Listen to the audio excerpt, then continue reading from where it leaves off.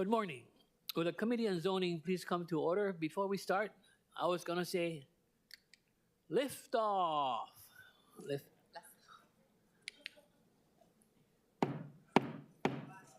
Okay. Good morning, all of you, and once more to the general public at large. At this time, I'd like to welcome committee members Cordero, Dos Santos Tam, Kia Aina, and Wire. Although remote oral testimony is being permitted, this is a regular in-person meeting and not a remote meeting by interactive conference technology under HRS Section 92-3.7.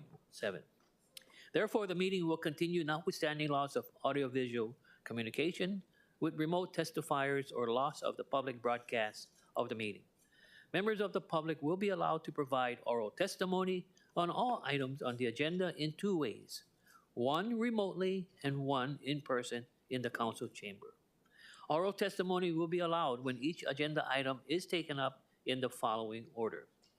First, remote testimony, and secondly, in-person testimony in the council chamber. Before testifying, each person shall state their full name and the agenda item they are testifying on. Each speaker may not have anyone else read their statement and is limited to a 1-minute presentation per item.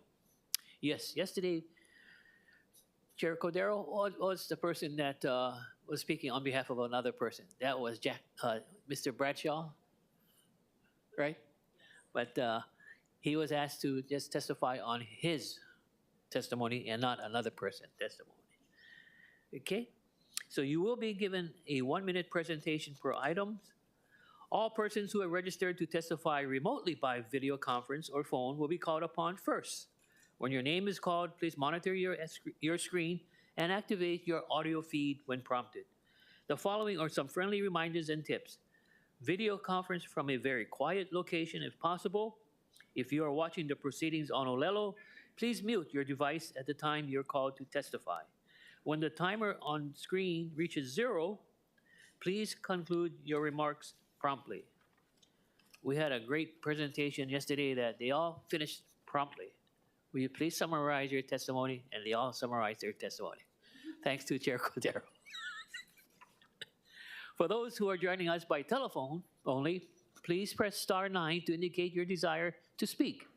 I will identify you by the last 3 digits of your phone number, and when your number is called, please press *6 to unmute yourself when prompted. Once all the remote testifiers have testified, I will proceed to in-person testimony in the council chamber. Persons who have not registered will be given an opportunity to speak following the oral testimonies of the registered speakers. Written testimonies, including the testifier's address, email address, and phone number, will be available to the public as described on the posted agenda. As a courtesy to all, please turn off all of your cell phones. For those who will be providing oral testimony on Resolution 23-206, please note that your testimony will be limited to comments on the extension of time only. Once more, for Resolution 23-206, please note that your testimony will be limited to comments on the extension of time only. Members, please note that for agenda item number 4, I would like to correct the current deadline for council action date to change from November 28, 23 to 11/23/23, a 5-day difference of the deadline. So at this time, members and to the general public, let's move on to agenda item number 1. Okay, once more, which I stated earlier, members, the first item on our agenda is to approve an extension of time only for Resolution 23-206. Resolution 23-206 is a resolution that grants a special management area use permit to the Peter Vincent Architects on behalf of Jennifer Rainan 2007 Trust to allow for the construction of a new single-family detached dwelling and accessory dwelling unit, including a new driveway, a 3-car garage, swimming pool, and related site improvements on an approximately 38,310 square foot shoreline lot, Zone R10, which is in the residential district, It is located at 10 Kamani Kai Place in Kailua and identified as tax map key 4-3-015:005. Members, for your information, the written request for a 30-day extension of time from the applicant's agent is available online as miscellaneous communication 492 of 2023. Okay, at this time, may we call upon the administration, the Director of the Department of Planning and Permitting, Ms. Dawn Apuna. Good morning, Chair, members of the committee. Thank you. We are supportive of the request for extension, and I have staff here available for any questions on the project. Okay, any questions for the Director for the extension? Councilmember Kiana, are you in support of the 30-day extension to work on it? Yes, absolutely. But is the applicant here or just yourself? Just myself. You might be able to answer this then. I need to, for the record, and also because it's of deep concern to my constituents with regard to EV Kupuna. I know this is an extension, but can I ask it? Because I know that you're working closely with them, and I did meet with them. They are going to be taking the necessary precautions when they excavate for the swimming pool and work with the appropriate stakeholders should EV Kupuna be discovered. Is that correct? Yes, that's correct. Okay. As you can imagine, and you know, in the reason I raised this is it's not just with regard to swimming pools, it's regard to a lot of properties in Kailua. The most recent property that the city purchased for an affordable housing unit, we were apprised that EV Kupuna was already discovered there, and I committed to the community that we would appropriately address it. And there is a remaining issue that has not been addressed, and I committed to address it as well. So it's just that I deal with it on a daily basis in Kailua. So thank you. I'm for the extension. Okay, thank you very much. Any further questions for the Director? If not, thank you very much. Madam Clerk, is there anyone else? At this point in time, let's proceed on to the remote testimony. Madam Clerk, are there anyone on remote testimony? Chair, there are none. Thank you very much. Okay, may we move on now to the in-person testimony? We will now proceed with the in-person testimony. Madam Clerk, do we have any in-person testifiers?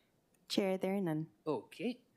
Since there are no in-person testimony, we'll now go and just have this discussion as far as the extension of a 30-day permit. Any discussion? If not, the chair then notes that the time needed to consider Resolution 23-206 may exceed the current deadline for council action. I would like to recommend, with the council member from Kailua concurring, recommend that the resolution be granted a 30-day extension of time pursuant to the request from the applicant's agent in miscellaneous communication 492/2023. Any discussion, objections, or reservations? Hearing none, so ordered. Okay, let's move on to agenda number 2. Resolution 23-216. This resolution authorizes exemptions from certain requirements pursuant to Hawaii Revised Statute 201H, that's the 201H-38, relating to the development of the Ha'akinghale Affordable Rental Project on approximately 14,900 square feet of land zone BMX4, Central Business Mixed Use District, located at 2 North King Street, within the Chinatown Special District and identified as tax map key 1-7-003:001. Members, we have distributed a hand-carried committee draft 1 version of the resolution, which is OCS 2023-0847/9/12/2023 at 2:11 p.m., which makes the following amendments. Okay, everybody has a copy. The proposed committee draft makes the following amendments in the resolution title and throughout the text of the resolution refers to the Hawking Building instead of the Ha'akinghale. Sounds better, right? Hawking Building. B, in the first Second and third whereas clause clarifies the description of the project. C, in the fifth whereas clause provides that under the city's rules implementing Hawaii revised statutes of 201H-38, at least 20% instead of 50% of the project's total unit must be available to households earning 80% or below of the AMI, and at least 31% of the project's total units must be available to households earning between 81% and 120% of the AMI or lower AMI. D, in the seventh whereas clause, provides that the project's preliminary plans and specifications were submitted to the council on September 7th of 2023 by the Departmental Communication 643 of 2023. E, in exemption 3, relating to park dedication ordinance requirements, we provide for an exemption from park dedication requirements for the 40 dwelling units estimated at 4,400 square feet of park space or payment of an equivalent in lieu fee estimated at 1.25 million at 452 instead of 1,240,800. Provided that the park dedication requirement attributed to the one manager's dwelling unit is only exempt if federal or state funding for the project, such as the use of low-income housing tax credits, prohibits the use or sale of the manager's dwelling unit as a revenue-generating and profit-generating dwelling unit for the required affordability period, including any extension thereof. F, adds a new exemption 4 to provide an exemption from revised ordinance of Honolulu, section 21-6.100, relating to the required off-street loading spaces to allow for no on-site loading space instead of one loading space. G, in the be it finally resolved clause, corrects the address for RM Towel Corporation to 2024 instead of 2021 North King Street. And H makes miscellaneous, technical, and non-substantive amendments. So those are the proposed committee draft that the chair has recommended to the committee. At this time, we will call upon Ms. Dawn Apuna of, okay, joining us in the council chamber, we now have Isaiah Sato from RM Towel Corporation to give a brief presentation on the project. And for your information, the presentation is available online as Miscellaneous Communication 498 of 2023. Mr. Sato. Thank you, Zoning Chair Say and members of the Zoning Committee. Thank you for having me today. My name is Isaiah Sato, and I work with RM Tao Corporation. We're the planner for the applicant, Hawking Building LP. Today I'm going to be talking about the Hawking Building 201H project. This presentation is a few days old. We had an older name on there, but so in introduction, we're proposing to convert an existing historic commercial office building to an affordable rental building with 40 units total. 39 of those units will be designated at 30% to 50% AMI and below, and that one remaining unit will be reserved for a manager of these units. We're going through the DPP 201H application process. This next slide shows a brief location map. We're right at the corner of South King Street and Nu'uanu. It's the building that's shown in the upper right there. This is another street view of our building from the South King Nu'uanu intersection. This is standing on the South King Street side. But what we see in front is the main Hawking building. On the right side of that image, you see a red brick building, which is the ASU building. So those two buildings were joined in the early 1900s, and we're redeveloping them both. So the lot area is a 14,980 square foot parcel, zone BMX4 in the Chinatown Special District. This next slide briefly talks about the overview on the project. On the left, we just have a floor plan, and on the right side, we talk about our units. Again, 40 units with that one manager. So the 39 affordable units, 25 are studios, 6 one-bedrooms, and 8 are two-bedrooms. We're limiting it to 30% to 50% AMI and below, and we'll keep it affordable for 65 years, for a minimum of 65 years. The building height is built up to 42 feet 10 inches to the highest point, including the railings on the rooftop level. There is no vehicle or loading space currently provided on site, and we plan to keep that scheme. So we're not providing any parking and we're not providing any loading stalls. Bicycle stalls, we're providing 4 short-term stalls on the ground floor and 20 long-term stalls in the basement. This shows an elevation of the site from the Nu'uanu Avenue side. So the left side, the 3-story portion, is that Hawking building, and the right side, the 2-story portion, is the ASU building there that was joined together. This is a floor plan of our ground floor. So to orient yourself, at the bottom of this page is South King Street. On the right side is Nu'uanu Avenue. On the ground floor in blue, we are providing various recreational spaces. We have a fitness area for our guests, about 400 to 450 square feet, a community room about 950 square feet, and a courtyard and a mixed-use breezeway and path is about another 1,000 square feet there. So that breezeway on the right side on Nu'uanu is going to be our main entrance that will have people enter the project there to get to the elevators and to their units. The 4 short-term stalls are also located in this breezeway. This slide discusses our affordable housing program. So again, 25 studios, 6 one-bedrooms, 8 two-bedrooms. For example, a studio unit, which is our primary, most of our units are studios. For a couple of 2 at 50% AMI, their income would be, the income limit would be $52,400 to qualify for that unit for the couple together. And that they would be maxed out at $1,146 monthly rent. And that would include utilities, water, sewer, electricity, as well as the maintenance fees there as well. Our requested exemptions, so we have 3 exemptions that we're requesting. The top one on this page is our loading space. It's the only zoning exemption that we have. For residential development of this size, we under the LUO, we're required to provide 1 loading space, 19 feet wide by 8 feet 6 length with 10-foot high vertical clearance.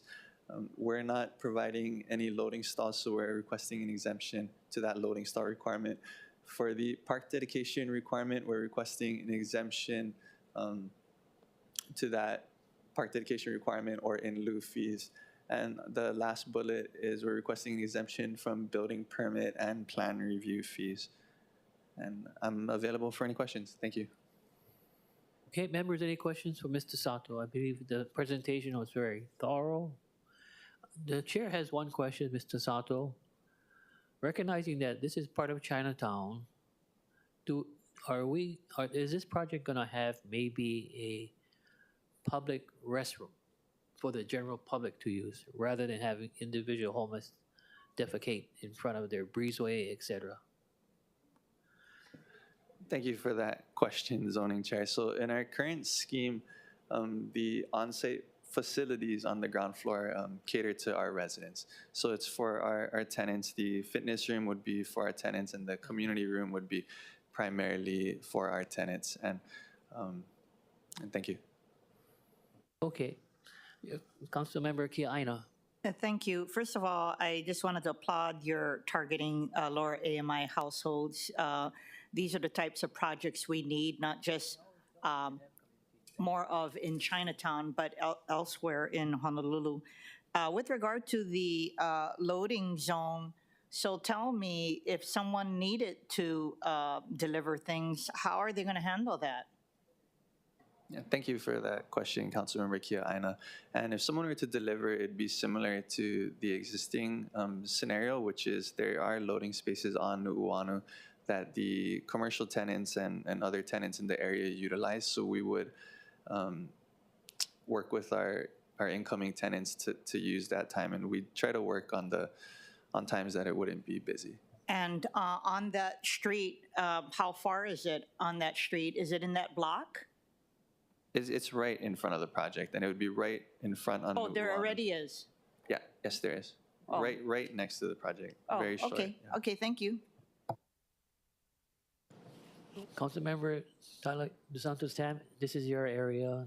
I only brought up the public restroom was because, yeah, there's no public restroom for the general public at large, so. No, I think that's a very good point, speakers say, and I will note in our last budget, we put in, I think, $250,000 for additional restrooms in Chinatown. I hope the administration will start spending that money quickly and finding a space. But I don't have any questions right now. I mean, I think that this is part of an important process of revitalizing Chinatown, getting residents down there, especially at the lower income level. So I think what they're doing is very admirable. I note that it does have the support of the neighborhood board of the area, and I think everyone's excited to see this building reborn in this way. Thank you very much. Okay, Councilmember Meyer. I was just curious, no restrooms or public restrooms. All the units have windows? Yes, thank you, Councilmember Okay. Wire. So that's a challenge that, there's many challenges when we convert or change the use. Our project, again, commercial to residential, we were able to ensure that each unit was able to have a window, but similarly, we don't have space on our site for a loading stall. So we needed to ask for that exemption there. Appreciate that. Thank you, Chair. No, thank you very much. Maybe I have a question for the developer. Would the developer want to come up and introduce himself? No, you know, Mr. Developer, I think for me personally, I'm very much thankful for what you folks are doing because of the AMI that we're addressing. You know, the 80% AMI and below. But more importantly, I've talked to a lot of the developers and even your agents before here that I'm intrigued about their financing plan. How you can keep it at that lower level, which is fantastic. So that's why I wanted to just say, I tip my hat off to you folks. That's number one. And number two, if you could share with us how you folks finance this particular project, because it's really reasonable. And look at the rates and everything else. Oh, thank you very much for that question.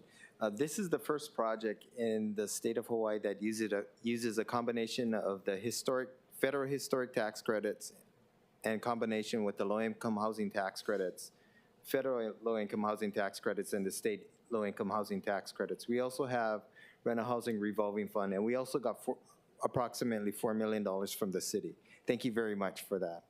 So with the combination, with all that combination of stacking, we were able to bring the project in. Okay, that's fantastic. Do you folks are planning any future more projects in Chinatown? I would love to do more projects in Chinatown. I think that's what Chinatown really needs. Okay, then this will defer to Council Member Tyler DeSantos Tam to look for other properties that may be available, just to keep it in that range. Because I think for all of us, the general public has a perception that we only support projects that are, 120 and above, but that is not true. Mr. Sato, any other thoughts? I just wanted to thank the council for working with us and working with the developer, and really applaud this developer. 30 to 50% AMI is very low levels, and it's very challenging to provide affordable housing here. And we often see developers relying or partnering with the city and the state to produce these units. So I think it's a great partnership, and I'm excited to see the project. We're hoping to have people in there in early 2025. So Okay. so in the near future. Thank you. Okay, Councilmember Cordero, please. Thank you.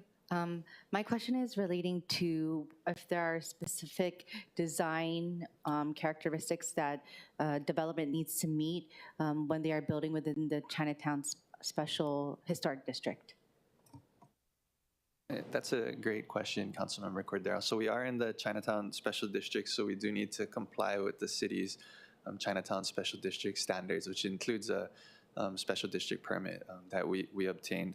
This project in particular is historic. So the Hawking building, what's shown on this side, on the King Street portion, was built in 1914.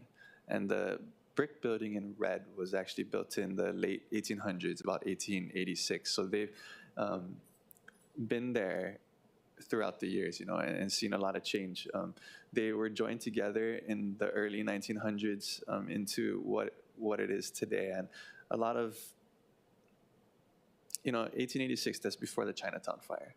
That's just to give you an idea. It's a long time ago, and since then, there's had a lot of changes inside the building. They've had various fires, so we don't anticipate anything inside the building is historic. But we are working with the SHPD and got worked with the National Park Service to ensure that we preserve its historic character. So we found some old photos of the exterior, and we're gonna do our best to keep that facade looking like those old photos and actually restore some of that. Thank you. Thank you, Chair. Okay, any further discussion for the agent? If not, thank you very much for the two of you. Let's move on to the administration. Ms. Puna.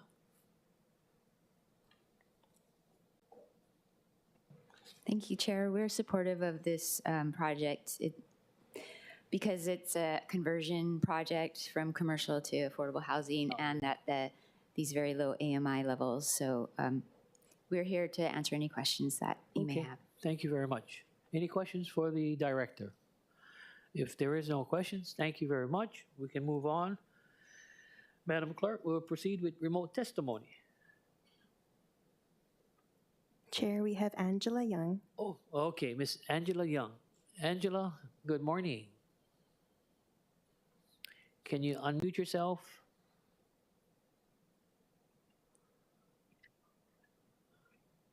Oh, whoops. I'm so sorry. I think I pressed something. I'm so sorry. Okay.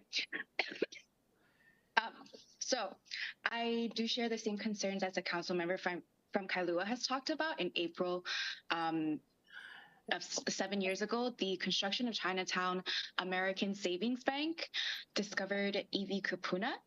And also recently in Queen Emma Street, the homeless people were digging a hole for a tent and found skeletal remains near the park. And so if we could be respectful, that'd be good.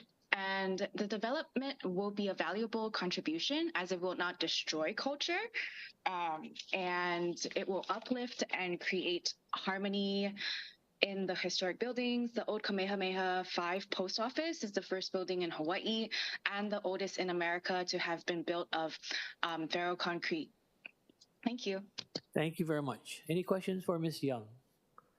If not, thank you very much. Okay, Madam Clerk, can we proceed to in-person testimony? Chair, there are none.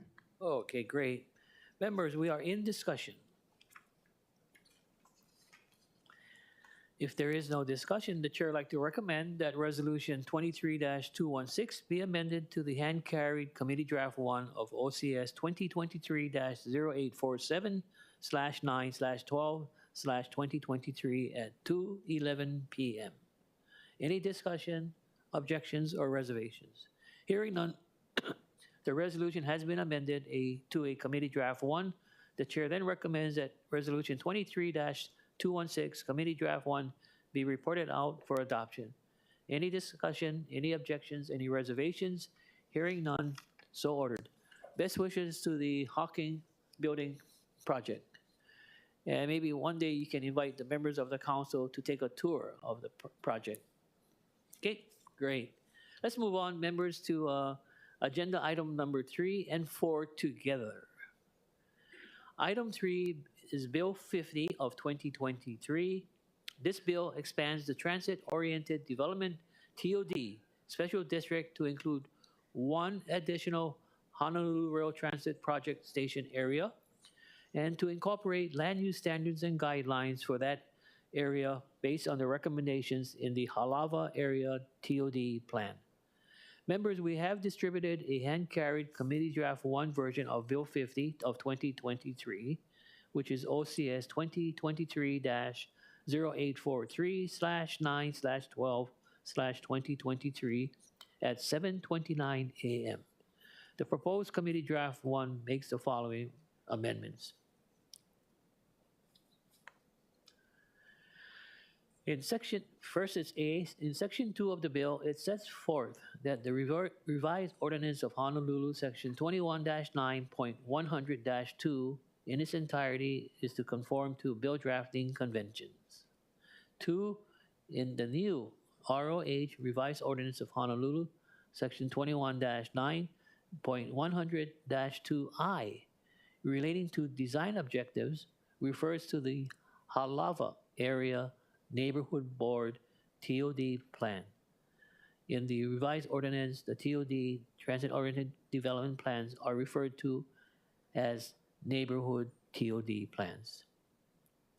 B, in section 3 of the bill, revised ordinance of section 23-9.100-8A, 1 and D, relating to maximum height, refers to bonus height approved through a special district permit instead of a special district or PDT approval.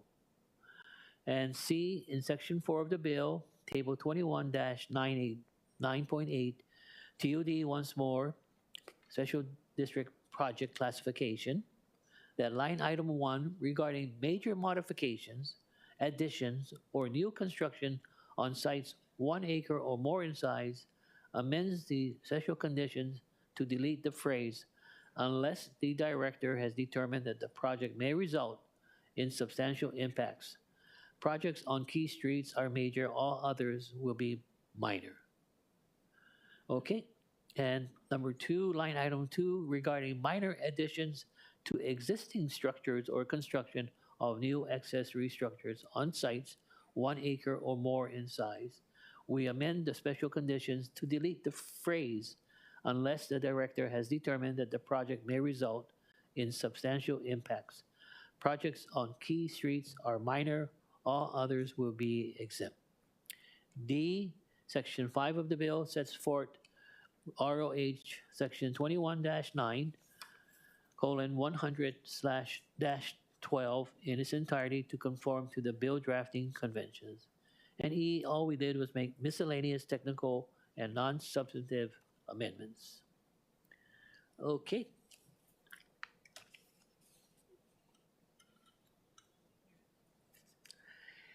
Okay, let's move on to item number 4, which is Bill 41, item 4, Bill 51 of 2023. This bill rezones land situated near the Kamehameha Highway and Salt Lake Boulevard intersection, or the Halava Aloha Stadium Rail Station area in Halava, Oahu, from the A1 low-density apartment, A2 medium-density apartment, B1 neighborhood business, B2 community business, F1 military and federal preservation, and R5 residential districts to the A1 low-density apartment, A2 medium-density apartment, AMX2 medium-density apartment, mixed use, AM3 high-density apartment, mixed use, B1 neighborhood business, B2 community business, BMX3, which is community business, mixed use, F1 military and federal preservation, and P2 general preservation districts. When members, we have posted to the agenda a proposed committee draft 1 version of the Bill 51 of 2023. For your information, a summary of the amendments is listed on the agenda. At this time, joining us in the council chamber, we have Tim Strites to give us a brief presentation of the proposed land use ordinance amendments in the bill. And for your information, the presentation is available online as Departmental Communication 657 of 2023, page 7. Okay. Ms. Tim, are you all set making your presentation? Tim, can you state for the record your name, the position that you hold today, and replacing Harrison? Chair and committee members, Tim Strites, Acting TOD Administrator. I'm just going to pull up the presentation here for you. There we go. So this is regarding the 2 bills, 50 and 51, that relate to the Halava area TOD plan and its recommendations.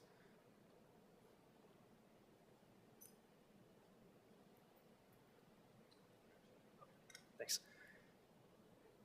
So what we heard from prior discussions was an interest in hearing a little bit more about the TOD process. So I'm tacking that on up front here to give you a little bit more overview of the TOD program in the city. And then talk a little bit about the planning process and how that's informed the TOD special district regulation and zoning recommendations in bills 51 and 50. Okay, so here's a broad overview, kind of how the TOD process works. We start on the left-hand side there with the TOD plans.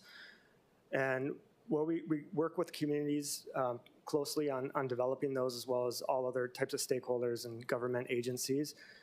And those are essentially what will form the recommendations for the zoning and special district proposals. And at that time, there is an allowance for an interim plan development transit permit, which you see is abbreviated as IPDT up there.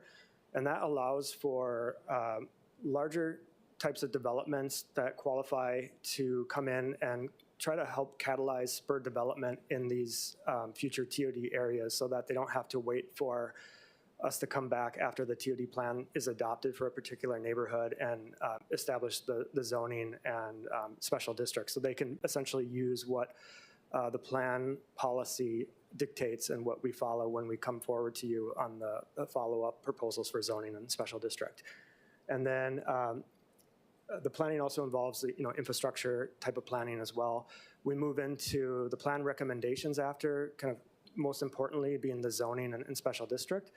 And at that time, after they're established for a TOD neighborhood, which can include anywhere from 1 to 3 rail stations, we will have a different process that they follow, which is through the normal TOD permitting, and that accommodates TOD minor and major permits, and then also the Plan Development Transit Permit, or PDT.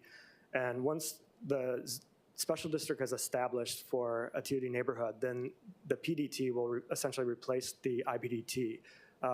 Pretty similar, one key difference being that the PDT requires the applicant to follow the existing zoning, being that it would have had been rezoned in that area. And then that leads us to projects, and then helping us get to the envisioned neighborhoods on the right-hand side there, as shown in the plans. And of course, along the way, there's multiple input points for community engagement through the planning, the public hearings for the bill changes, and then public hearings for the project permits themselves. I also wanted to highlight some key TOD roles within DPP for your information. So there's TOD division that kind of covers more of a neighborhood-wide focus. We look at projects that can affect, kind of enable development within the entire neighborhood. We consider any type of bill that will facilitate the TOD plan, as well as coordinate across departments and other government jurisdictions. So we work on infrastructure, affordable housing, and we're a member on the State TOD Council, which is comprised of state agencies as well as the other counties. And then there's a land use permits division, which you're probably most familiar with. They're the ones who process the TOD projects. And they have a say in crafting of the special district bills as well, like the one that's before you today. And then there's the planning division, which has helped with the TOD plans as well as the TOD zoning bills, which is before you again today. And then our Hollis section, which helps us draft the zoning and special district maps. And I should say, this is of course just, their responsibilities in regards to TOD. They obviously have a lot more on their plate, and some of that does include affordable housing, which ties in pretty closely to TOD objectives. And then there's our other divisions as well that kind of assist with TOD through more of the standard process, like processing building permits, especially if a TOD permit isn't triggered, they could still be in the TOD area. in our traffic review and parking and so forth that gets analyzed as part of the projects. This is an overview of the different processes depending on the type of permit, TOD permit that an applicant would submit. So you have the shortest time frame up on the upper left for the TOD minor, a little bit longer for the major on the upper right, and and then on the bottom, there's the IPDT or the PDT, which also includes a special district permit. So council is primarily seeing the IPDT, PDT timeframe. You see that red asterisk there because those projects are approved through your legislative body. The minor and major are approved by our director. But you can see it really depends on, we'll get into this later, the activity use table that you mentioned in your introduction of the bill. Depending on what the applicant is wanting to do, they would fall under one of these three categories. The major and IPDT, PDT process are different from the minor in that they have a pre-application section where there's a presentation to the neighborhood board and pre-application meeting with the department. And then on the bottom, there's also, after city council approves, there's kind of an abbreviated special district permit process that they follow up on to kind of hash out the details after the concept plans are approved.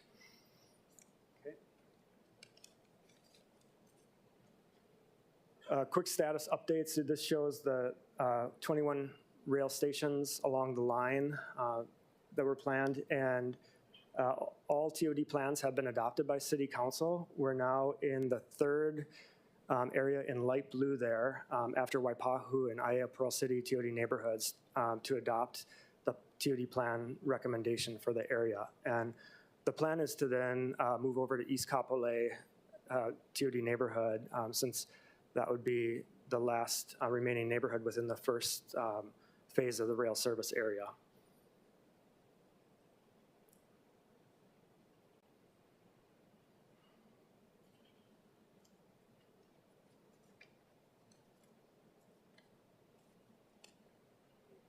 Okay, so just kind of jumping in now to the Halava TOD area and the plan, I wanted to outline the principles that were established in the plan, and that's helped guide the recommendations and therefore the two bills that are before you today. So there's a desire to make a strong connection between stadium and station, however that might play out on the new Aloha Stadium Entertainment District area.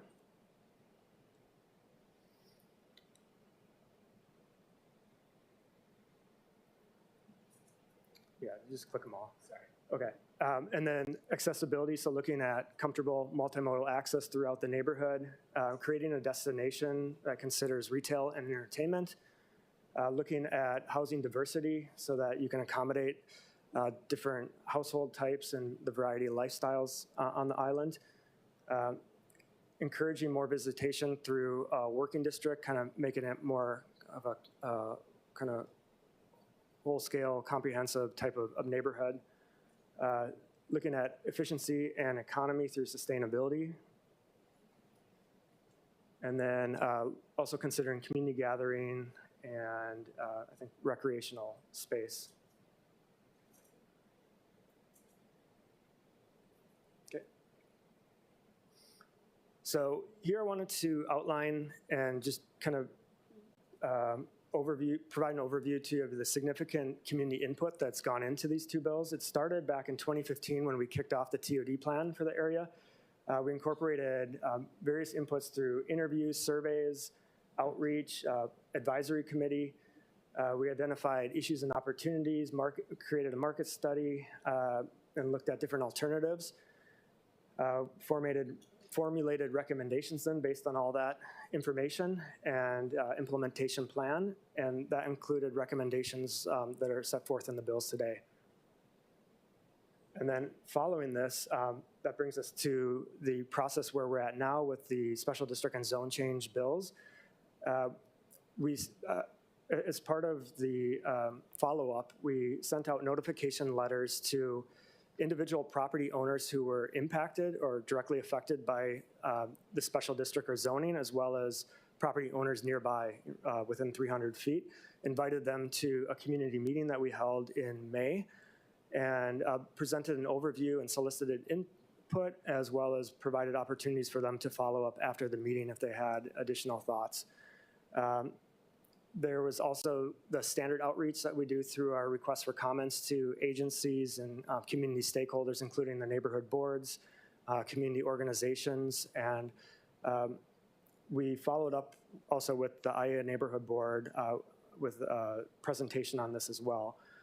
And then from the meeting participants who signed up at the community meeting, we also sent out, included them on our newsletter blast that we send out to people who indicate interest in TOD, and informed them of the Planning Commission public hearing that was held in July, and then that they also advised them they could follow along as the bills progress with information on the TOD website.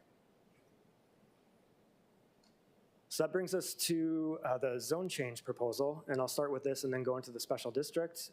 So again, the zoning is based on the plan recommendations.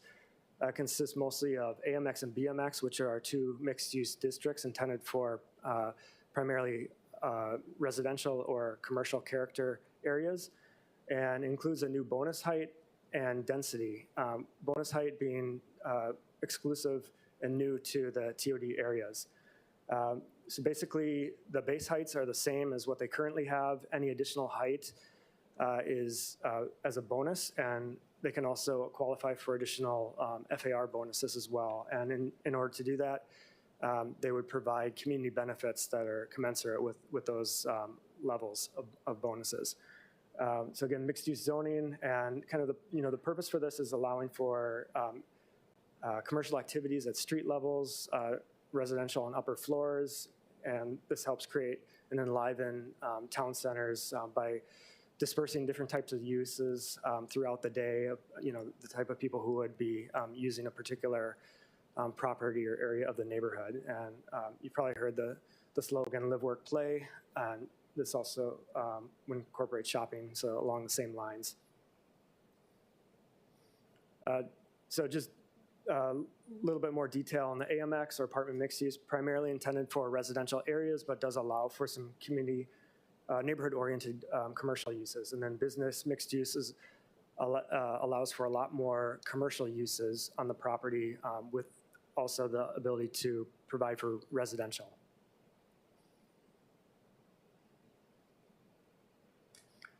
This is an overview of basically what Exhibit A is in Bill 51, or I think. It also includes an overlay of the special district in the dashed line there, just for your convenience of seeing both together. The colors indicate what the proposed zoning is. So red is business mixed use, green preservation, the brown apartment mixed use. And you'll see anything that's not colored is not part of the zone change. You'll see also the inset A.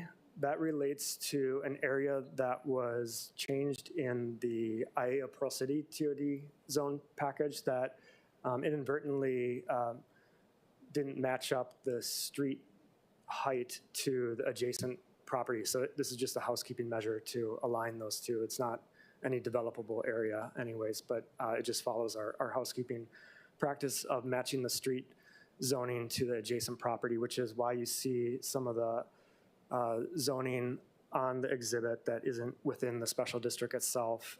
It's just part of the housekeeping, and also helps implement and support other plans like the Pearl Harbor Historic Trail and preserve natural area like the Halava Stream. You'll also see there's a note where there's, I think, 11 numbers that point to different areas of the map. Those are just indicating areas that are slivers of zoning that we're changing, again, as housekeeping.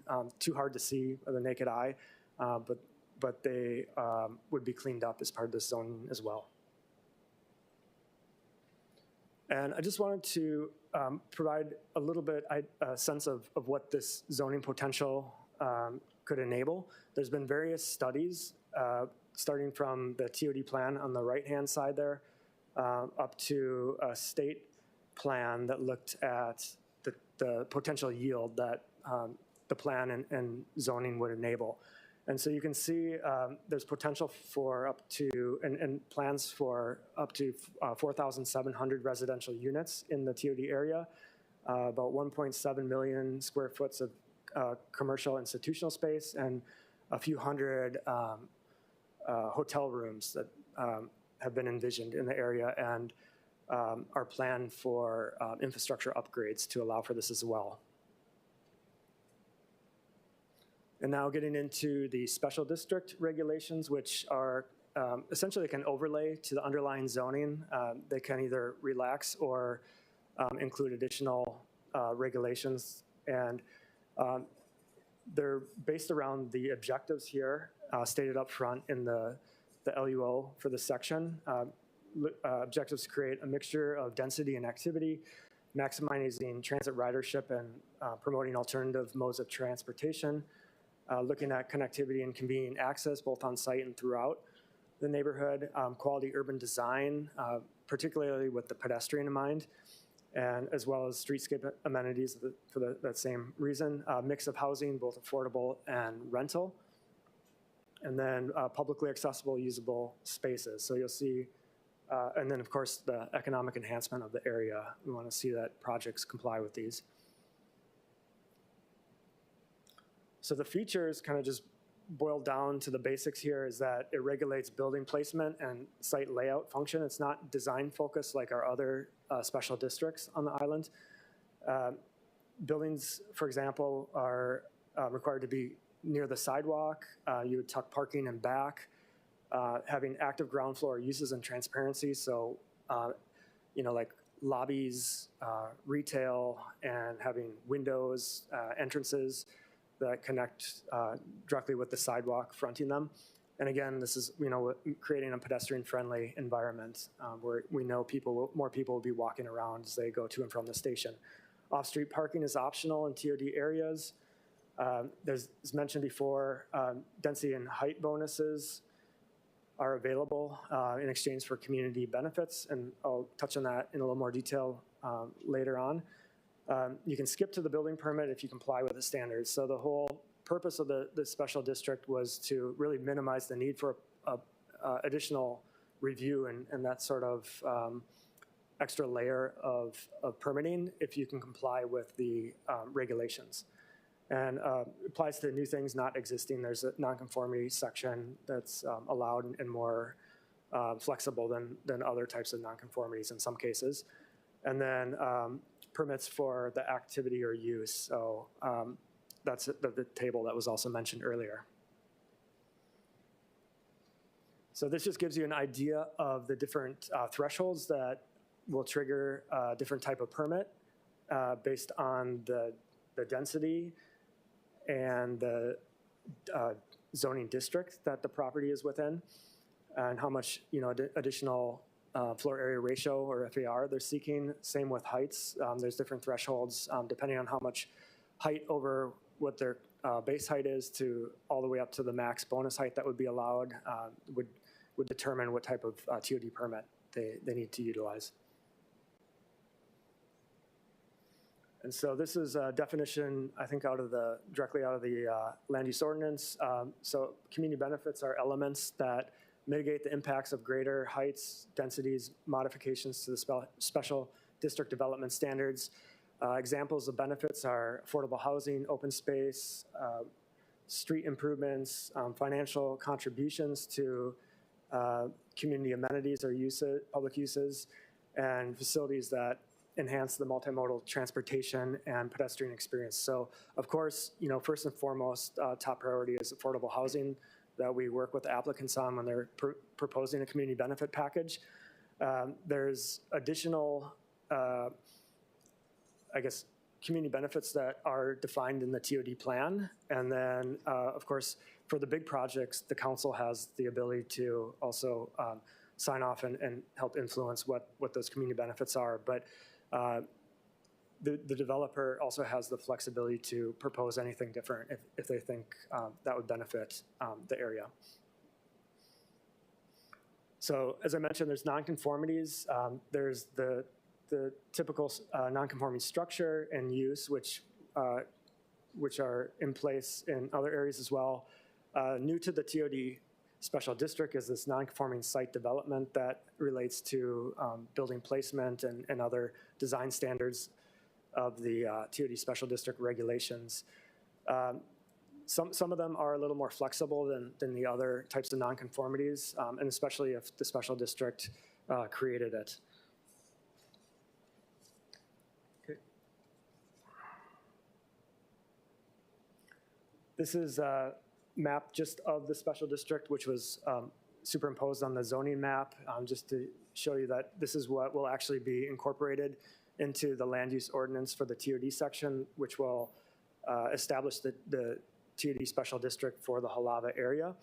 And that would then subject the properties within this area to the existing regulations that are in the land use ordinance. And this is the process that we go by as we move from community to community along the rail corridor. You can see those gray streets too. Those are indicating key streets, which require a little bit more design standards, and those are specified in the special district regulations because we anticipate that those are kind of primary travel routes where they'll see a lot of foot traffic. So we want to make sure there's extra attention given to the properties adjacent to those streets. And then, of course, you see a big blank area where the stadium is. They'll likely be incorporating streets as they redevelop their site that would then potentially come back to you for incorporating additional key streets and possibly even other tweaks to the proposals before you today as that large area becomes more refined. And that is the end, so thank you. Thank you very much, Mr. Strite. Any questions for, okay, Councilmember DeSanto Sam. Thank you, Chair. I really appreciate this, and of course, I'm going to defer to the leadership of the council member from the district, who of course has been working with many of the stakeholders.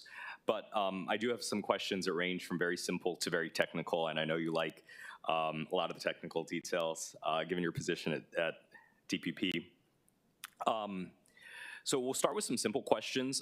Why are we rezoning parcels that are under streets or under the Hart zoning lot? Like, what is the purpose of that? I think you're indicating under the freeway? Or? Yeah, under the freeway, under Kamehameha Highway, under Kahuapa'ani Street. There's several of these parcels that appear to be in street usage. So Honolulu zones the streets. Some cities do not. So there is I guess part of the DPP policy has been to start matching the zoning of the streets to the adjacent properties. So it's merely just housekeeping. There are areas that could potentially be developed that are, I guess, considered part of the right-of-way, but that would have to be determined on a case-by-case basis, working with the overseeing agencies. Okay.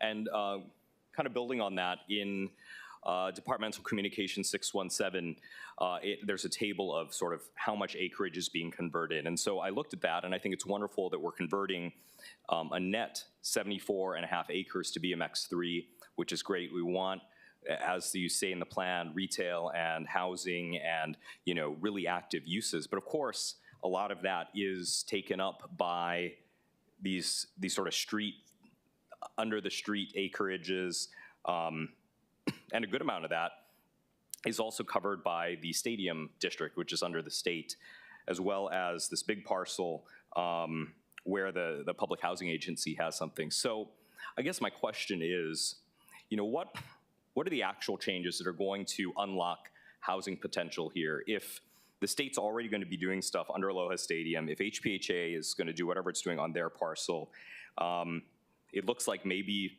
it's just the Ice Palace lot and maybe Sack and Save. Is that really all that we're doing with this plan when all is said and done? Well, this zoning will enable the option for the state to utilize the city zoning and, TOD processes. I don't know if they've made up their mind what way they'll go. They could create like a Kakako style district where they have a jurisdiction over land use permit approvals, but by putting this in place there, it would allow for them potentially to have a timelier, timeline on redevelopment of the area, and if they don't want to create their own admin rules and processes. It is rezoning single-family zoning to multifamily and that higher density mixed use type of zoning through the BMX. So it could have a significant impact on the NASED project, as well as for Pu'uwaimomi HPHA's property. They are a state agency, but they've indicated through their master development proposal that they're considering retail or commercial types of uses on the property as well, which would probably require following zoning in order to kind of help support additional housing on the site. So I think it would have an impact on at least facilitating those types of projects. But of course, direct impact on the private property, as you noted, there's kind of limited private property in the area. So the Ice Palace and mall over there. There's also been discussions on, with the Department of Education looking at teacher housing on sites. And so this would also, you saw, IA Elementary School property is proposed for going to AMX, which, it gives them the options to pursue these types of ideas. And of course, we support that because that facilitates TOD and is in compliance with the TOD plan. Okay, I think that's helpful. And I think for future TOD plans, I hope that we're being bold because we do have a massive housing shortage and housing prices keep going up and we need to do everything we can to arrest that. Speaking of the AMX districts, like IA Elementary School, which, I'm not quite sure how aggressive the state is going to be in pursuing teacher housing on DOE sites, but I see that there's, by right, the height is capped at 25 feet. The FAR per table 21-3.3 is capped at 1.9 FAR. You obviously can't do a 1.9 FAR with a 25-foot cap. I mean, we're really saying here, I think, with these two in combination is, we want apartments, but not that many apartments. And we're also saying this is a TOD area, so it should have a lot of housing. And so I hope that in sort of these future plans, we can look at how heights and FAR work together to allow you to produce housing by right. The last thing that I want to have is, all these projects have to come before us and we go through this painful process of doing something that otherwise would be allowed by right. For example, Bill 7 allows projects to go up to 4.0 FAR, right? Simply by applying for Bill 7. But again, here in this AMX zone, we're capped at 1.9, according to table 21-3.3. And even if you want to go to the 2 times space FAR, that's 3.8. So we're saying a Bill 7 project couldn't even go on this site without sort of an extraordinary approval before us here at the council. And that to me seems a little bit backwards. So I hope that in future TOD plans, especially as we head into town where it's more dense, we can really take a look at how all of these things work together so we're not artificially kneecapping ourselves when it comes to our ability to produce housing. Thanks. That's a good point. And if I could just mention, we are setting up a contract right now to dig into the different bonus levels and see where we might need to tweak them.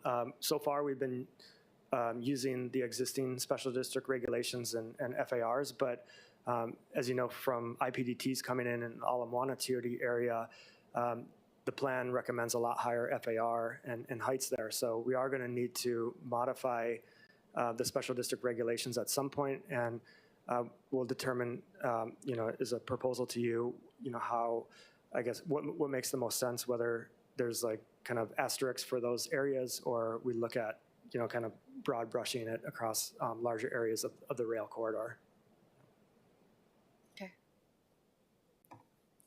Go right ahead, Thank you. Councilmember Cordero. Thank you, Chair. I just would like to add to this part of the discussion, and I want to thank Councilmember Dos Santos Tam for bringing up those great points, and of course, I thank the TOD division for their work, but also with the restrictions that, I don't want to call it restrictions, but the different characteristics that is being dealt with within the Halava TOD area. We have to recognize that even our Halava stations and even Kalawao stations had to deal with certain even height restrictions with the addition of Joint Base Pearl Harbor Hickam and military locations surrounding the TOD areas at the same time. So in addition to all the things that Councilmember Dos Santos Tam said, we are also faced with our Navy and just our military neighbors in the area as well. Thank you. Yeah, that's a great point because, we are following the TOD plan recommendations, which received community input about heights and density of the area and, having some views towards the Pearl Harbor area. And this Halava TOD area also is within closer range than the other, than Aya, Pro City, Waipahu TODs. It is, I think, maybe 2 miles from the airport as opposed to the 5-mile radius for the FAA, I think, requirement. Is that correct? That's right. They have a 5-mile kind of oversight area. Mm-hmm. So I think structures over 200 would need to be reviewed. Right. Special review. So I think for this area, it would be very strenuous, and I think hoops to go through, as I think other projects have already experienced. Thank you, Chair. Okay, any further questions for the members? Nope. I just go want to right make ahead. a comment. Yes, please. Thank you. I do want to thank the magistrates for stacking on the public hearing process that was provided in the beginning, because we don't take up TOD special districts and zoning every so often. I mean, monthly or even quarterly at the council. So it's good to hear about the process and hear about how they'll be engaging the community even more. So thank you for that. I do want to ask about the housekeeping, because as we are PAL with Halava TOD, and we're going to go to East Kapolei TOD, right? So luckily, we were able to do housekeeping after the Aya Pearl City TOD with the Halava TOD, right? So what happens then with the housekeeping if we do need to make those housekeeping zoning amendments? Do we have to open up the zoning, I guess have a zoning bill again?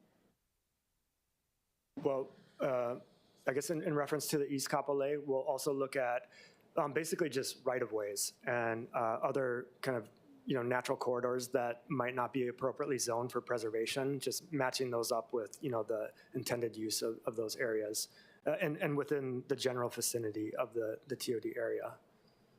So we'll comb through that TOD neighborhood and look for those mismatches. Okay, thank you. And also in alignment with what Councilmember Dos Santos Tam said, because it is a lot of state land and a lot of federal land as well, and preservation land that we won't get to touch, really. So would we say that the Halava TOD plan, as well as the rest of the special district zoning, just matches basically what the future development plans are by by the other stakeholders? So if I understood that right, so when future development comes in under the New Aloha Stadium Entertainment District, would they be subject to following our plan? Well, I mean, I guess the answer is no, right, for that part. But are we basing off of our zoning when we adopted the Halava TOD zone based off of what's to come in the future by the state and federal government? Right, yeah. So the zoning before you is based off the TOD plan. So we worked very closely with the state agencies on the development of the plan. And so, like for example, the NASHED project, they were involved throughout the plans. So they've been supportive of the zoning, and I believe they're also crafting their requests, for proposals on the development of their land based on this anticipated zoning there. Okay, thank you. And I know that part of the TOD zone, it just has a little they have a lot of different arterial roadways that kind of curve, but also come around, but also lead to, I guess, three different highways, not highways, the highways and freeways.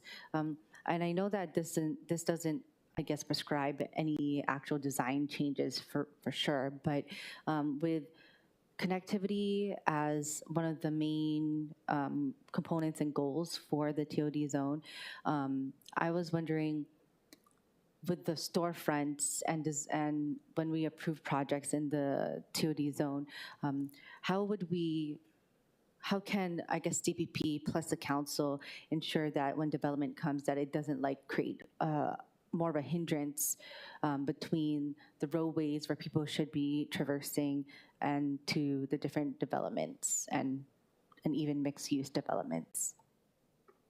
Oh, so those would be reviewed through a 2D permit. If it's a large project, it's going to come before us, and we'll look at all those dynamics.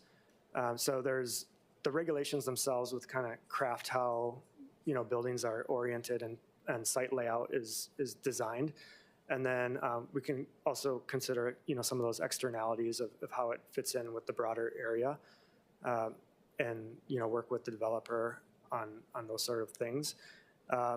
Additionally, I think we'll be working probably pretty closely with the selected NASAD developer when they do their master planning on the actual site there to look at opportunities and how it fits in with the objectives of the TOD there, so that we're minimizing those sort of friction points later on, and trying to take opportunities while we have this clean slate right now. Yeah, right. And I do want to, I'm not to share too much, but I think both Tim and my office and other stakeholders from the state and the city were able to have a good discussion. And the reason why I brought that up is because the current infrastructure that we have right now with the stadium still, as a stadium itself, for connectivity from residents from, I guess, Puvaimomi to students who have to go to Aya Elementary, it does pose really maybe one or two different routes that just doesn't really fit the connectivity. And so I just wanted to highlight that this Clean Slate does offer that opportunity because where it doesn't have it right now. So I know regardless of what we do have control over development and also what's there, but what I think is, I guess, highly important for me is finding those connectivities that, once again, I don't want to divulge the information from the meeting, but that was discussed between the different stakeholders. So yeah, thank you, Chair. No, thank you very much. This is your part of your Yes. council district, so I think your interest is very much needed. Are there any other questions for Mr. Strite? Mr. Strite, I have a couple questions. The first one is in regards to Bill 50, Table 21-98, relating to our TOD Special District project classifications, which is line items 11 and 12, which address streetscape improvement or major above-grade infrastructure improvement. Not covered.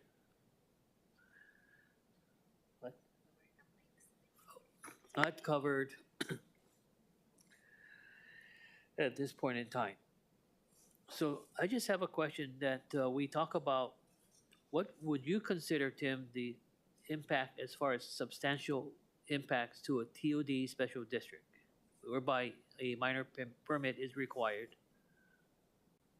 I'm going to call Liz Krieger up to assist with that. She's from obviously our land use permits division chief, since they actually process those permits and get into more of the weeds of that, how that language influences the processing. Good morning, Chair and committee members. My name is Elizabeth Krieger, Land Use Permits Division, DPP. Chair, could you please repeat the question for me? Okay, I'll start all over, Liz.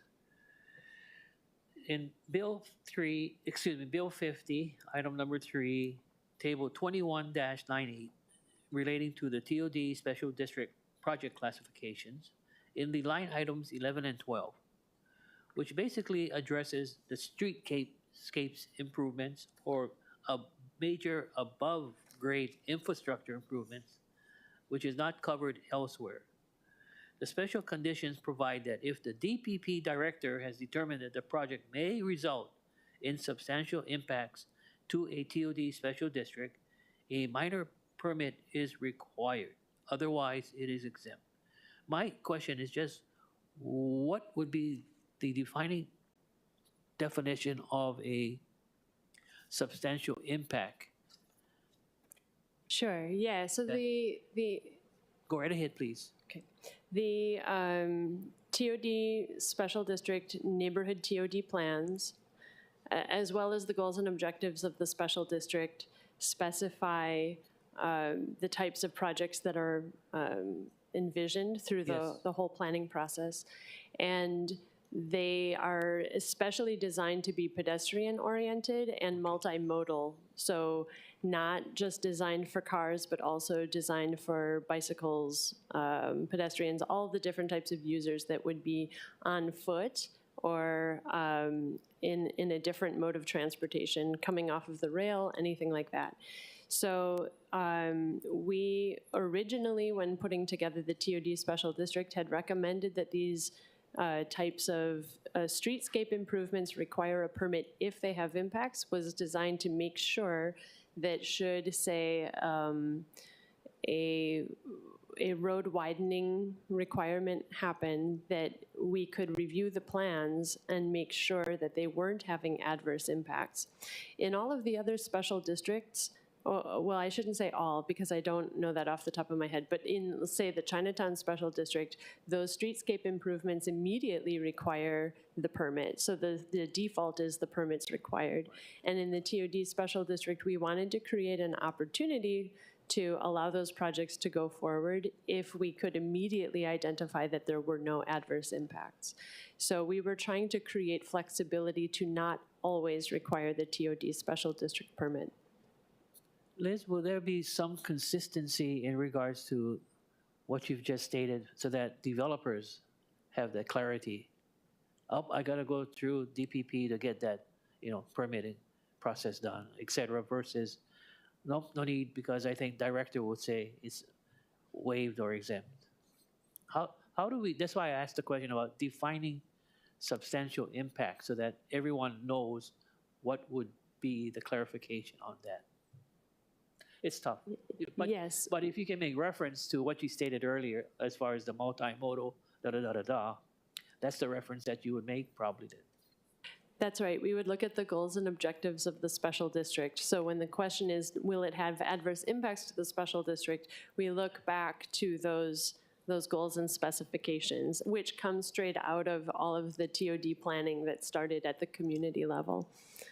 And we do strive absolutely to be making consistent determinations throughout. In the case of the TOD Special District, a lot of the time, the major infrastructure improvements are occurring directly related to rail, so we're able to be involved in the conversations and make comments on say, the state or city's major infrastructure improvements from the beginning. Okay.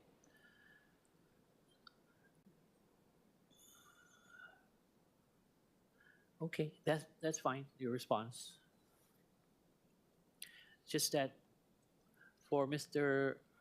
Sato, I think as an agent, they would like to have the clarity when they apply, right? So, but your response, I thought, was excellent. That is recorded, that they'll make reference to what is presently in regards to major or minor. Yeah. And if we need absolute clarity, then the DPP would say that the default requirement would be that a permit is required, rather than that a permit is not required.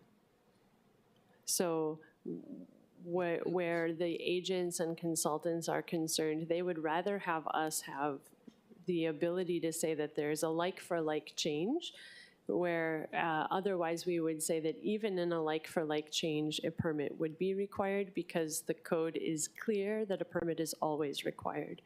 So that's, if we are going to a position where absolute clarity was necessary, that's what the direction we would recommend going. Okay, thank you. Oh, Mr. Strite, Tim? Just a couple of questions from the chair. You know, for me, and I think for you, we're both from East Honolulu, and we both support the project. I told the staff when I saw the request from the Planning Commission that you folks had to go before the Planning Commission in regards to Halava. At first, I was thinking to myself what Councilmember Cordero stated for the record, that it is a concern because who's going to put the money up front for the infrastructure? Because being in the state legislature the past years, we could never expand Halava Prison because we could not make the connection of our prison at Halava Valley to the Sand Island sewer treatment plant. And that's where I think personally, that's the biggest issue that both the state and the county will face today, the infrastructure that is needed for these type of TOD plans to move ahead. At this point in time, with the state moving ahead with the $400 million project for the stadium, could they be requested to put in the infrastructure for the overall development of the TOD plan for Halava? I know it's a billion-dollar question, but Well, I think just the way it works, you know, if someone does want to develop their land, you know, they would need to put in the infrastructure if it's not there, you know, before the city might get around to installing it as part of like the CIP.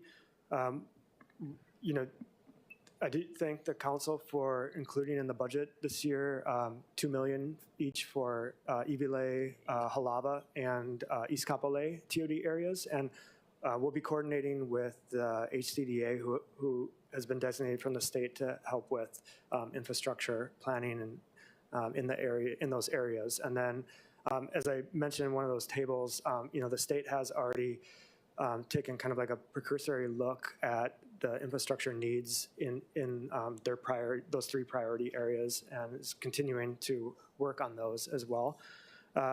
It does look like, as far as the Halava area goes, there's, and what appears to be the intent for NASA, as outlined in their environmental impact statement, that they would look at an initial area potentially around close to the stadium, or rail station, and then phase in other type of development, being that there is some existing infrastructure capacity that could help support some new kind of near-term TOD in the area while we work on getting the additional capacity in there after. So, Tim, at this point, I don't know what the course of action is with the state, but for the stadium project, they have another authority, if I stand corrected, for the development of the stadium at the state level. The state is doing that, yes. And what they did was separated as far as now it's a standalone, right? The stadium is a standalone. The surrounding area properties. Yeah, I'm not. I can't speak to that, but I have heard different, I guess, options of combining them or not. So I'm not sure what will play out. No, Tim, how can I get the state to comply with what our plans are on the TOD and IDPT? So I think one of the biggest tools we have is through these bonuses. So basically, any additional, we're giving the developers, you know, the new zoning. No, that's not the question. The question is jurisdiction now in regards to the planning and zoning. Mm-hmm. If the state has an authority that will not comply with what our plans are in the overall plans of Halava, that is the concern I have. So far, there isn't. So they would follow our zoning. They could create a special district and determine not to, but that might be more of a headache than it's worth. It's up to them. I'm just trying to protect the county's interest as far as the way I perceive things to be. As an example, it's not fair that the state at this point in time talks about affordable housing, but all of Kaka'ako is not affordable. It's 140 and EMI and above. or below. Okay, the city is 120. What I'm getting at is I want the state to comply with the city or we are in unison. Right. Yeah, and like I mentioned, they are supportive of the TOD plan, and I believe the existing legislation requires them to follow the TOD plan. There's been various changes, but I think if I'm on top of it, that would be still in place. And finally, if you could convey the message that the chair of the budget, the zoning committee wants to see if Office of State Planning would give us some credit for all the development plans we have done that affect, the whole county of Oahu and how it affects the state of Hawaii. What I'm saying indirectly, that the plans that we have done in the past has added up to millions of dollars, right? Can that money be a credit to whatever project the state and the city wants to do for infrastructure? That's all. I'm just trying to find money for getting these projects off the ground. Right, yeah, that's a good point. I think we do intend to coordinate closely both, with human resources as well as physical and monetary resources on getting the infrastructure in place, because state is the largest landowner across the rail corridor. And so, they understand they have huge potential for redevelopment, that it'll be mutually beneficial with both of us, working very closely together.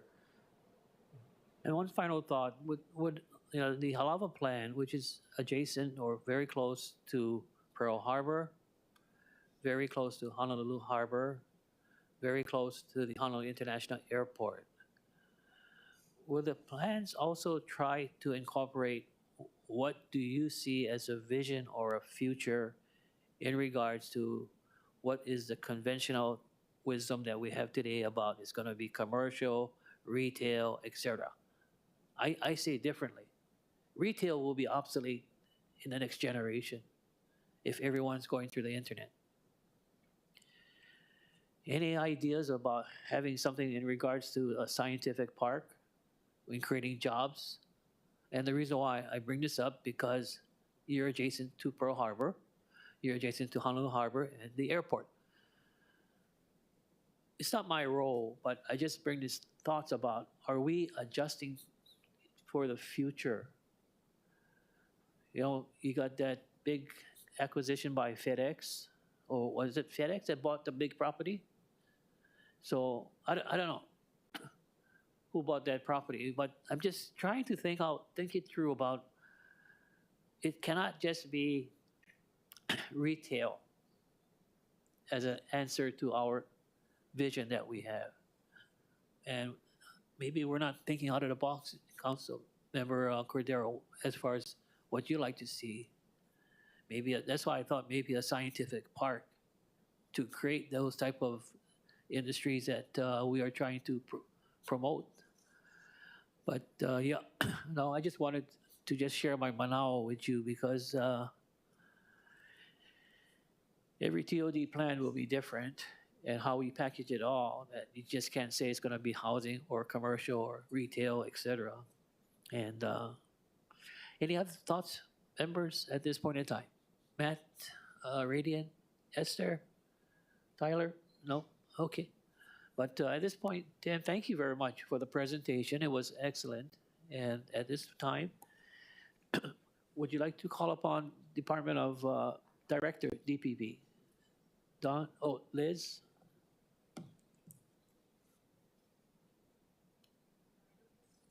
Yes. I don't need to speak for the director, but she has just stepped out, so No problem. Tim and I are available for any follow-up questions. No, I just wanted to see who has a vision about what is in store for the future generation. I don't believe I hope it's not hotel as part of adjacent to the different plans that we have. I think we should be looking at something outside of the box, and that's why I'm saying a scientific park that you can ask that maybe somebody could consider doing it. I don't know, but okay, Liz, yeah. Yes, well, I think that Tim very, very efficiently and successfully summarized what Bill 50 and Bill 51 entail. For Bill 50, regarding the proposed changes to the project classification table, we prefer what we transmitted to what's in the CD1, but otherwise we have no other concerns about the CD1. Thank you very much.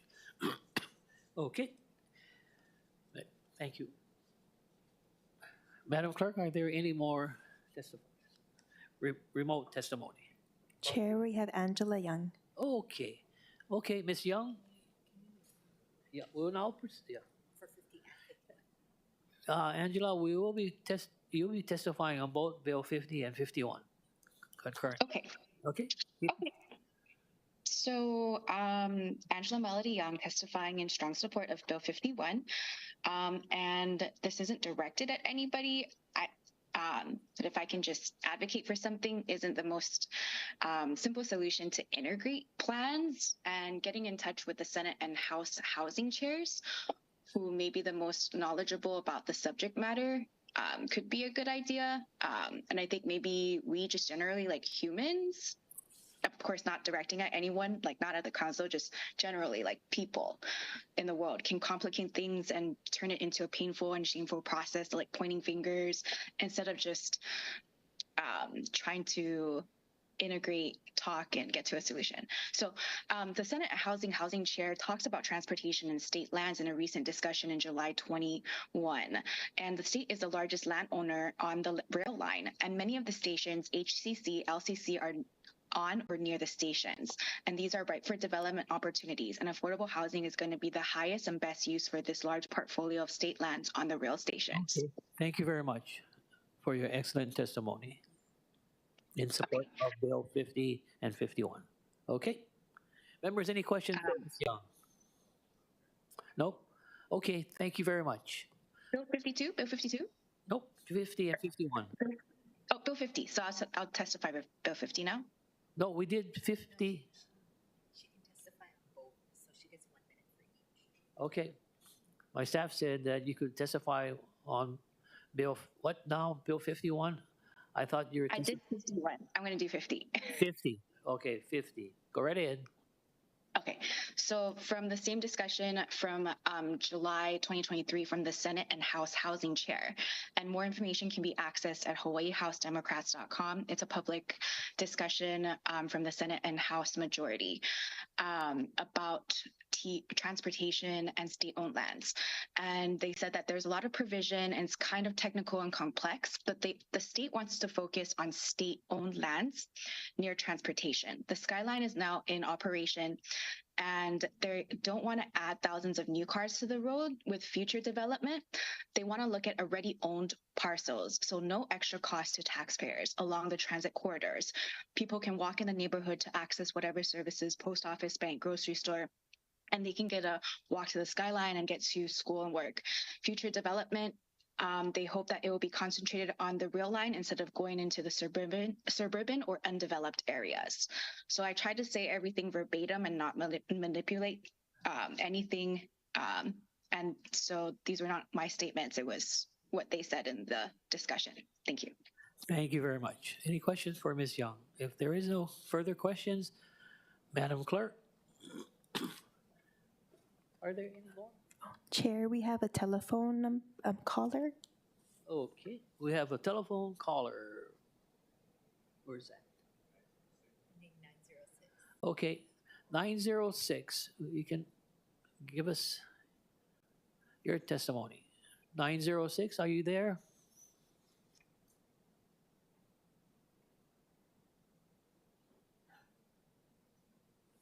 Testifier not responding, Chair. Okay, testifier is not responding. If there is no further remote testimony, anyone as far as in-person testimony? Chair, there are none. Okay, thank you. Members, we are now in discussion on bills 50 and 51. So the chair would like to recommend that Bill 50 of 2023 be amended to the hand-carried Committee Draft 1, OCS 2023-0843/9/12/2023 at 7:29 a.m. Any discussion? The chair would like to maybe request Councilmember Cordero, this is in your particular district. Are you okay with the bill as far as the way that it's drafted? Well, this is our first round, and I know that I'm working on sharing with my area neighborhood board as well as my area community associations about the bills, and they to be informed about the public hearings that are coming up for second reading. And so if there's any further input from then, I would be able to state that in the next committee. But right now, bringing it up to my area neighborhood boards. And as they've been also participating in the May 2023 and July 2023 meetings as well. Thank you. Okay, thank you very much. Councilmember DeSantos Tam, anything you want to, okay, if not, Wire, Councilmember Wire? I just want to say thank you, Chair, for your work on the CD. Thank you. Councilmember Kiana? Okay, there's no discussion. Any objections or reservations? Hearing none, the bill has been amended to a committee draft 1. The chair then recommends that Bill 50, committee draft 1, be reported out for passage on second reading and scheduling of another public hearing. Any discussion? Any objections or reservations? Hearing none, so ordered. Moving on to Bill 51. The chair recommends that Bill 51, 2023 be amended to the posted committee draft 1. Any discussions, objections, or reservations? Hearing none, the bill has been amended to a committee draft 1. The chair then recommends that Bill 51, committee draft 1, be reported out for passage on second reading and scheduling of a public hearing. Any discussion, objections, or reservations? Hearing none, so ordered. It's 10:40 at this point in time. There being no further business, the meeting is adjourned.